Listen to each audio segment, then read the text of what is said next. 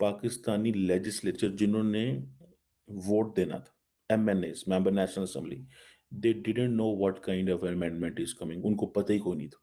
बस उनको पार्टी की तरफ से एक ही हुक्म था, आपने कहीं जाना नहीं है, वहां बैठे इंतजार करें, जब हम आएंगे तो यस से यस।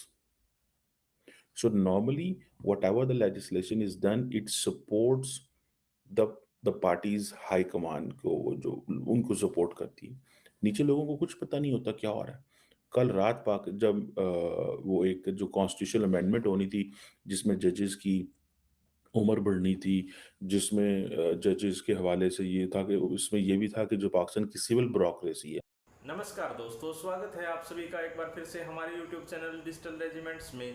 जैसा कि आपको पता है दोस्तों, हम आपके लिए एक से एक लेटेस्ट और बेहतरीन न्यूज़ लेकर आते रहते हैं। वैसे ही एक लेटेस्ट और बेहतरीन न्यूज़ के साथ फिर हाजिर हुए आपके सामने दोस्तों। अगर अभी तक आपने हमारे चैनल को सब्सक्राइब नहीं किया तो प्लीज़ सब्सक्राइब कर लीजिए। यही न्यूज़ अगर आप हमारे फेसबुक चैनल पे देख रहे हैं दोस्तों, प्लीज़ हमें फॉलो कर लीजिए। तो दोस्तों, न्यूज़ आ रही है पाकिस्तान से और पाकिस्तान के हालात आप सभी को पता है। और जैसा कि आपने इंट्रो में भी देख लिया कि पाकिस्तान के हालात कैसे चल रहे हैं। पाकिस्तान में जो है एक तरफ तो जो भूखमरी और इकोनॉमी बिल्कुल डाउन डाउन हो चुकी है, दूसरी तरफ जो सरकार हमेशा से पाकिस्तान में रही है वो सिर्फ आर्मी बेस्ड रही है और आर्मी की ही तानाशाही हमेशा से चलती आई है। जितनी भी सरकार पाकिस्तान के अंदर बनती है वो आर्मी की सपोर्ट से ही बनती है। और ये तो इमरान खान ने भी लास्ट टाइम बोला था कि आर्मी के सपोर्ट के बगैर हम कोई सरकार नहीं चला पाएंगे। और ऐसा ही तानाशाही पाकिस्तान के अंदर अभी भी चल रही है, क्योंकि रिसेंटली एक पाकिस्तान के अंदर एक बिल पास किया गया जिसके लिए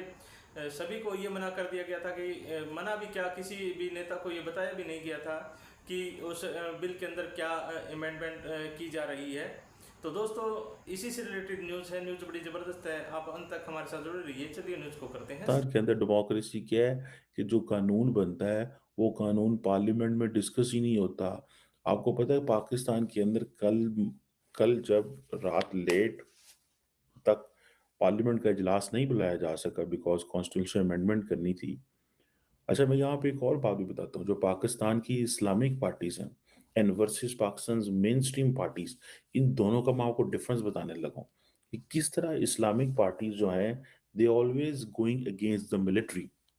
जो मेन स्ट्रीम पोलिटिकल पार्टीज हैं they believe that we should support the military. ये एक मैं आपको इसके ऊपर भी बताता हूँ। अच्छा, Islamic day of international day of democracy है, ठीक है जी, पाकिस्तान के अंदर। और पाकिस्तान के अंदर पाकिस्तानी लेजिस्लेचर जिन्होंने वोट देना था, MNS, member national assembly, they didn't know what kind of amendment is coming. उनको पता ही कोई नहीं था। बस उनको पार्टी की तरफ से एक ही हुक्म था, आपने कहीं जाना नहीं है, वहां बैठे इंतजार करें, जब हम आएंगे तो यस से yes. So normally, whatever the legislation is done, it supports the the party's high command को, जो उनको सपोर्ट करती है। नीचे लोगों को कुछ पता नहीं होता क्या हो रहा है। कल रात पाक जब वो एक जो कॉन्स्टिट्यूशनल अमेंडमेंट होनी थी, जिसमें जजेस की उम्र बढ़नी थी, जिसमें जजेस के हवाले से ये था कि उसमें ये भी था कि जो पाकिस्तान की सिविल ब्यूरोक्रेसी है, civil bureaucracy and military bureaucracy, तमाम की 3-3 साल एक्सटेंशन जो है वो हो जानी थी। ठीक है जी, एक्सटेंशन दे देनी थी for the sake of the political stability in the country and so on and so fourth. ठीक है जी। तो वो जब वो सारी की सारी डिटेल्स मीडिया को लीक हो गई, मीडिया को लीक हो गई, तो उस पे शोर मच गया। शोर ये मचा कि मीडिया को पहले पता चला और वो मेंबर नेशनल असेंबली जिन्होंने वोट देना है उनको पता ही कोई नहीं है। मैं तो कहता हूँ कि ये कितनी बड़ी शर्मिंदगी की बात है कि सहाफ़ी जो हैं वो, उनके पास खबर पहले होती है और पार्टी जिसने वोट दे रहा है उसके पास खबर ही नहीं है कि हम किस चीज़ को वोट देने जा रहे हैं। तो don't you call it political drama? Won't you call it political drama in the country? ये पॉलिटिकल ड्रामा नहीं है, ये 100% पॉलिटिकल ड्रामा। अब मजे की बात यह है कि पाकिस्तान की पॉलिटिकल उसके करेक्टर के अंदर एक मौलाना साहब है, उनको कहते हैं मौलाना फजलुर रहमान साहब। ठीक है, मौलाना फजलुर रहमान की जो पार्टी है ट्रस्ट, शायद मैंने आपको पहले भी ये बताया होगा कि my PhD thesis is on his party, by the way, उनके मैंने ऊपर काम किया। और मौलाना फजलुर रहमान लास्ट टाइम जब एक हो रही थी क्या उसे बोलते हैं, जो अमेंडमेंट हुई, जो कॉन्स्टिट्यूशन के अंदर थोड़ी लॉ पास हुआ आर्मी चीफ की एक्सटेंशन के हवाले से, दिस ठीक है जी। ये जो मौलाना फजल रहमान साहब हैं, ये इस्लामिस्ट हैं। इनको हम बोलते हैं institutional Islamist, those who believe in democracy. ऐसे इस्लामिस्ट जो जमहूरियत पे यकीन रखते हैं, चाहते ये भी शरीयत ही हैं इन प्रैक्टिकल एंड ऑल दैट, लेकिन इनको पता है कि शरीयत कभी आनी नहीं है, क्योंकि इनके पास वोट ही नहीं, इनको कभी इतने वोट ही नहीं पड़े। लेकिन इनके पास इतनी सीटें होती हैं 5 7 10, कि ये ब्लैकमेलिंग की पोजीशन में आ सकते हैं। ब्लैकमेलिंग कह लें, या आप इसको, ब्लैकमेलिंग थोड़ा सख्त वर्ड है, आप इनके साथ पॉलिटिकल बार्गेन जो है वो कर सकते हैं, ये करते रहते हैं। And he is always in the government normally. लेकिन पिछली दफा जब आर्मी चीफ जनरल बाजवा की एक्सटेंशन होने लगी थी, तो ही डिडंट वोट। मैंने जिन दो जमातों पे रिसर्च की हुई थी, जमात इस्लामी एंड JUIF, इनकी party, they did not vote to the army chief extension. उन्होंने कहा हम वोट नहीं करेंगे। और ये इमरान खान, ये नवाज शरीफ साहब, ये बिलावल भुट्टो, सब ने वोट दिया था। लेकिन मौलवी जो हजरात हैं पाकिस्तान के, इन्होंने नहीं दिया था। लेकिन इसका मतलब ये नहीं है कि ये डिक्टेटरों को पसंद नहीं करते थे माजी में। अभी के हालात ऐसे हैं कि इनको सपोर्ट नहीं किया ये कर पा रहे, या इनके फेवर में नहीं है। अदरवाइज माजी में ये डिक्टेटरों के बेनिफिशरी रहे हैं। जनरल जियाउल हक के सबसे बड़े बेनिफिशरी ये मौलाना साहब ही थे। जब सारे मदरसे बन रहे थे तो इन्होंने मदरसे बनवाए, और उस वक्त इनको फायदा था तो ये फौजी जर्नैलों को सपोर्ट करते थे। आज ये एक्सटेंशन को सपोर्ट नहीं करते, बिकॉज ये समझते हैं कि जी हमें पॉलिटिकल बेनिफिट नहीं है। अगर इनको लार्जर पॉलिटिकल बेनिफिट हो तो शायद ये भी एक्सटेंशन। सो अभी वो अपने आप को एज एन एंटी स्टैब्लिशमेंट कह रहे हैं। सो मैं जो सारा नेट कंक्लूजन निकाला है इस सारी सिचुएशन के अंदर, एक ही निकाला है इस पॉलिटिकल ड्रामा से, ठीक है जी, कि गवर्नमेंट जो है उसको अपने प्लान्स को रिविजिट करना चाहिए। अगर वो चाहते हैं कि इंटरनेशनल कम्युनिटी पाकिस्तान में आए, बिजनेसेस पाकिस्तान में आए, ठीक है, अवाम का जो इंटरेस्ट है वो सिस्टम के अंदर बहाल हो। लार्जली लोगों को पता ही नहीं है क्या हो रहा है, क्या नहीं हो रहा। सुनने में आ रहा था कि हम कॉन्स्टिट्यूशन कोर्ट्स बनाने जा रहे हैं, which is a good sign.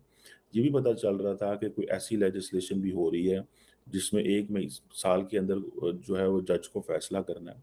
Basically ऐसी बातें हो रही हैं which are good in that sense कि अगर हों, लेकिन इसको, इस कॉन्स्टिट्यूशनल पैकेज को छुपा छुपा के रखा गया, जिसकी वजह से सारे के सारे लोग डर गए कि पता नहीं क्या है इसका नहीं और क्या नहीं। सो ये जिसे कहते हैं ना, ये पाकिस्तान को इस पॉलिटिकल ड्रामा को बंद करना होगा, इस पॉलिटिकल ड्रामा से जान छुड़ानी होगी, ताकि हम, मतलब we can look for something, हम कुछ ऐसा सोच सकें, ऐसा देख सकें कि जिससे जिससे अवाम को फ़ायदा हो ना यार, ये थोड़ी है, ठीक है जी। और फॉर अ मोमेंट तो मुझे ऐसे लग रहा है, जो ज़ाती तौर पे मैं समझता हूँ, कि दुनिया बाहर से बैठ के पाकिस्तान पे हँस रही है, ठीक है। बहुत ही बुरा पाकिस्तान पे हँस रही है, ठीक है। और वो यही कह रहे हैं कि यार ये लोग आपस में लड़ रहे हैं, they they have nothing to contribute, इन्हें कोई कंट्रीब्यूट करने की कोई ऐसी वो नहीं है, ठीक है जी। They don't want to contribute, सच्ची बात है। और इस खित्ते के अंदर हम मुसलमान ममालिक हों, इंडिया हो, वो हमसे बात नहीं करते, बिकॉज़ वो कहते हैं ये लड़ रहे हैं अभी, जब इनकी लड़ाई ख़त्म होगी। आपको पता है चाइना भी पाकिस्तान को यही कहता रहा है, UAE भी ये कहता रहा है, सऊदी अरब भी यही कहता रहा है कि पायन जब आपकी लड़ाई बंद हो जाए तो हमें बताइएगा, हम इन्वेस्टमेंट भी लेके आएँगे, हम आपकी हेल्प करेंगे इंडिया के साथ डायलॉग कराने की। आपको पता है ना, इंडिया के साथ बातचीत जो शुरू नहीं हो पा रही, उसकी one of the logic is, जो उसका जो मेन प्रॉब्लम है ये है, बड़ी इशू ये है कि वो कहते हैं कि भाई आप घर में तो मामला ठीक करें। This is what the Emiratis are saying, this is what the others are saying. Because आपने ज़रा सी बात करनी शुरू करनी है, तो ऑपोज़िशन इतनी तगड़ी है उसने सारा कुछ सैबोटाज कर देना। सो रादर दैन दिस, ठीक है जी, ये चीज़ जो है ना, मेरा ख़्याल है कि nobody is going to, nobody nobody is going to come Pakistan in these kind of optics। अभी अगले 2 महीने के अंदर, ये सितंबर, अगले महीने, इतना 2 महीने के अंदर, अगले महीने आपके मुल्क के अंदर SCO की कॉन्फ्रेंस है, और मुझे खदशा है कि कोई लीडर नहीं आएगा, बड़े लीडर फिर चोल हो जाएंगे। और अगर शी जिनपिंग वर्चुअल हो गया या बाकी पुतिन वगैरह वर्चुअल हो गए, तो याद रखिएगा फिर आपकी जो पोजीशन है ना इंतहाई कॉम्प्रोमाइज हो जाएगी because of this political drama.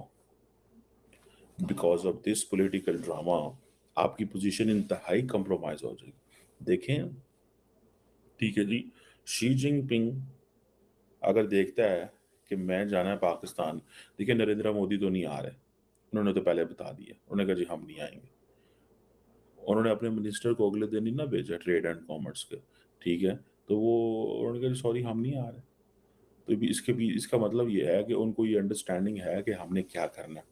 तो देखा दोस्तों आपने कि पाकिस्तान के हालात क्या चल रहे हैं, और पाकिस्तान के अंदर हमेशा से तानाशाही का ही बोलबाला रहा है, ये सभी को पता ही है। क्योंकि जितनी भी सरकार आई है उसमें सिर्फ जो पीएम होता है वो नाम का ही रहता है, उसकी कुछ चलती नहीं है। क्योंकि सारी की सारी जो दिशा निर्देश है वो पाकिस्तानी आर्मी का ही आर्मी ही देती है, और पाकिस्तानी आर्मी का सरकार के अंदर सबसे बड़ा इंटरफेयर रहा है और तानाशाही रही है।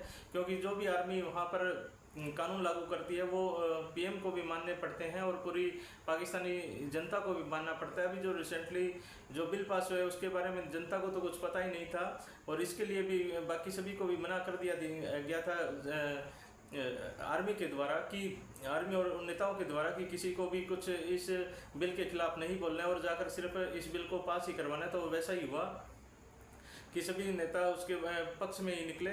तो दोस्तों न्यूज़ आपको कैसी लगी हमें कमेंट करके ज़रूर बताइएगा, और जल्दी हाजिर होते हैं एक नई न्यूज़ के साथ में दोस्तों।